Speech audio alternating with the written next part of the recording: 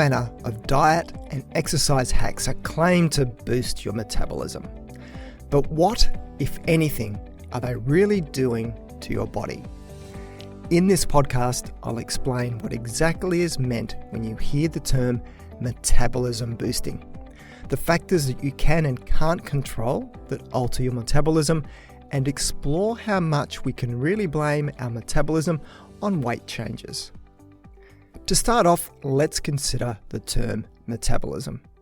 It means the process by which the body converts food into energy to both sustain life and to support physical activity, whether it's dedicated exercise or non-exercise activity, just helping us move around. The main internal metabolic processes include breathing, digesting food, transporting nutrients to the cells through the blood, use of energy by your muscles, nerves and cells, and elimination of waste products from your body.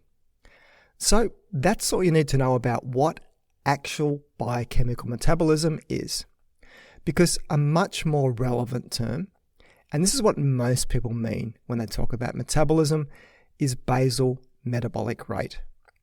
This is the energy, measured in kilojoules or calories, that a person expends over the course of a day just to keep their body functioning. Maintaining body temperature, breathing, blood circulation, and repairing cells are all essential requirements for a functioning body. These processes are always happening and use a lot of energy. Your basal metabolic rate is the most significant component of your total metabolic rate, accounting for about 2/3 of the total calories expended daily for the average person. Of course, that percentage of basal metabolic rate of your total metabolic rate will drop the more active a person is, but BMR is still a large number. Basal metabolic rate is slowest when a person is sleeping, but it is usually measured in a room with a comfortable temperature when a person is awake and lying still after a restful sleep and an overnight fast. A similar measure of energy output, called the resting metabolic rate, is slightly higher than basal metabolic rate because its criteria for recent food intake and physical activity are not as strict. Everybody's metabolic rate is different, as many factors can influence how fast or slow our body uses or converts energy. For the most part, basal metabolic rate is highest in people who are growing, such as children, adolescents, and women who are pregnant, and those with considerable lean body mass, such as physically fit people. In general, the more a person weighs, the more total energy is expended on basal metabolism, but the amount of energy per kilogram of body weight may be lower. Let me explain. Take, for example, the basal metabolic rate of an adult, which might be, say, 6,500 kilojoules per day, and compare that to an infant's, which may be only 2,000 kilojoules per day. But when adjusted for body weight, the infant's basal metabolic rate could be twice as fast as the adult. Similarly, a normal weight adult could have a metabolic rate 1.5 times that of an adult who is obese when adjusted for body weight, because lean tissue is metabolically more active than body fat. There are a variety of online calculators that use different equations to estimate your BMR based on your age, sex, and body weight. All of these are estimates only, as an accurate BMR can only be measured by monitoring the amount of oxygen inhaled and carbon dioxide exhaled. For most people, it is utterly irrelevant to know what your BMR is. If your goal is weight changes and your current diet and physical activity plans aren't moving it, then you either need to eat less or move more, preferably both. Not go online and work out what your BMR is. Now, metabolism does slow as we age. That's because we gradually lose muscle mass with age, which equates to a decrease in basal metabolic rate of approximately 1 to 2% per decade. Now, your height also affects your metabolism. If two people weigh the same, the taller, thinner person will have a faster metabolic rate, reflecting the greater skin surface area through which heat is lost by radiation in proportion to the body's volume. Environmental temperature can also affect metabolic rate.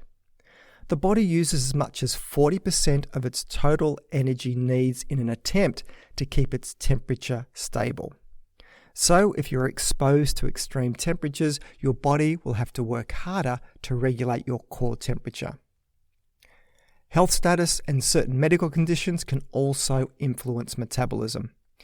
For example, one regulator of metabolism is the thyroid gland. If not enough thyroid hormone is made, as is the case with hypothyroidism, metabolism can decrease and result in weight gain. Whereas if the thyroid produces too much thyroid hormone, which is called hyperthyroidism, this typically contributes to weight loss. Now, don't get too excited or start wishing you could develop hyperthyroidism to help you lose weight. It is a nasty medical condition that also causes rapid heart rates, anxiety, excessive sweating, insomnia, hair loss, diarrhea, and so the list goes on. Having a fever can also affect a person's basal metabolic rate. For each increase of 0.5 degree Celsius in a person's internal body temperature, the basal metabolic rate increases by approximately 7%. So now for the big question. Can you change your metabolism? Firstly, there are some things that you cannot change about your metabolism. For example, you can't change your age or your sex. But there are some things that you can do that may change your metabolism a little bit. These include being more active, either through exercise or just moving more throughout the day. Adding muscle through resistance training can also help to increase metabolism. The problem, though, is that it is very difficult to change your resting metabolic rate because you can't change the number of calories that your brain needs or your heart needs or any other numerous internal processes that keep you alive. And while your muscle mass does burn calories even when you're not doing anything, it still only amounts to a small amount of the total resting metabolic rate. But there are lots of other good reasons to be active and to keep your muscle mass growing, especially with advancing years. So can a sluggish metabolism be blamed for weight gain? Except for certain endocrine disorders, such as hypothyroidism, the answer is a clear no. People who are overweight actually have higher resting metabolic rates on average than people of a lower body weight. As someone gains more weight from storing more fat, the body needs to support that excess mass to move it around. Imagine you had to live with a 20 kilogram weight tied around your waist. You would struggle to deal with this for the first few weeks, but over time, you would build up extra muscles, especially in your legs, to help support it. Slow and insidious weight gain just gives more time for your body to adapt. And more muscle equals a slightly higher metabolic rate at rest. Now, also with an increase in body size, there is a change in internal organ size and fluid volume, which further increases the metabolic rate. So, final question for today. Is it possible to speed up your metabolism? There are many pills, supplements, and foods that claim to boost metabolism and burn fat. Most of these claims are unproven. Some substances, such as caffeine and chili, do have a small effect on metabolic rate, but not in supplement form, and the effect is very small. It is true, though, that some foods do take more energy to digest than others. It's called the thermic effect of food, and it is the energy required to digest and assimilate food. It can differ depending on the macronutrient content of the meal, with fat having an energy cost of about 5%, carbohydrates about 10%, and protein about 25%. Now, before you get too excited about all of this, you can't eat yourself thin. Think of the thermic effect of food as more of an energy tax on food. But most of the energy in the food you will still make use of.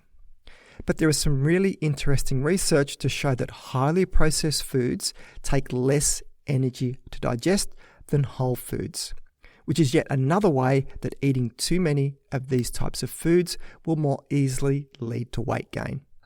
We simply have more of the calories in them available to us as the body has less work to do in chewing, digesting, and absorbing them. So let's wrap all this up. Rather than focusing on specific foods or supplements, anyone hoping to boost their metabolism should consider their diet and lifestyle as a whole.